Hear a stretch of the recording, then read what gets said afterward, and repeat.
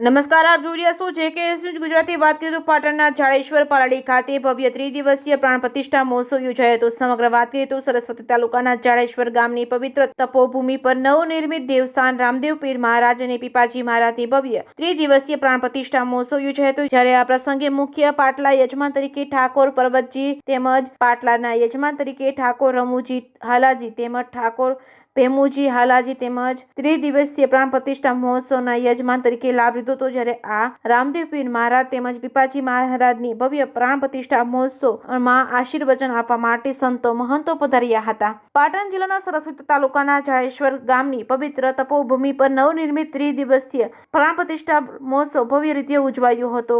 જેમાં આ માંગલિક પ્રસંગોમાં પંચાંગક્રમ તેમજ શોભાયાત્રા, જળયાત્રા, મંડપ પ્રવેશ તેમજ હોમ વિધિ તેમજ સંતોનું સામૈયું તેમજ આરતી, સંતવાણી કાર્યક્રમ, પ્રાત પૂજન તેમજ નવનિર્મિત મંદિરનું વાસ્તુ પૂજન, પાઠ પૂજન તેમજ મૂર્તિ પ્રતિષ્ઠા જેવા વિવિધ માંગલિક પ્રસંગો યોજવામાં આવ્યા હતા. JK ગુજરાતી સાથે પ્રવીણ પંચાલ, મેસર.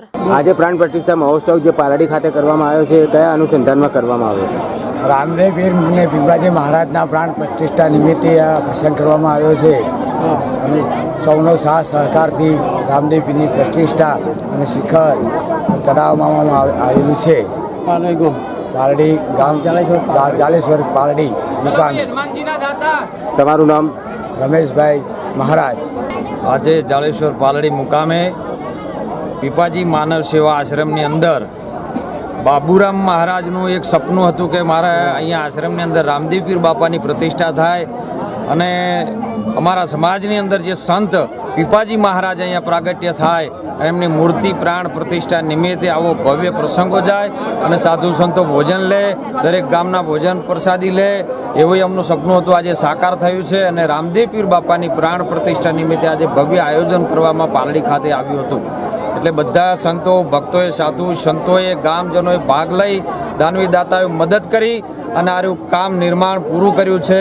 ખૂબ ખૂબ પીપાજી માનવ સેવા આશ્રમના અંદર હાલ ફરજ બજાવી રહેલા જે સાધુ સંતોની સેવા કરી રહ્યા રમેશરામ મહારાજ આજે ખૂબ સારી સેવા કરી રહ્યા છે અને ખૂબ ભવ્ય આયોજન કરી અને બધાને ધન્ય અનુભવ છે.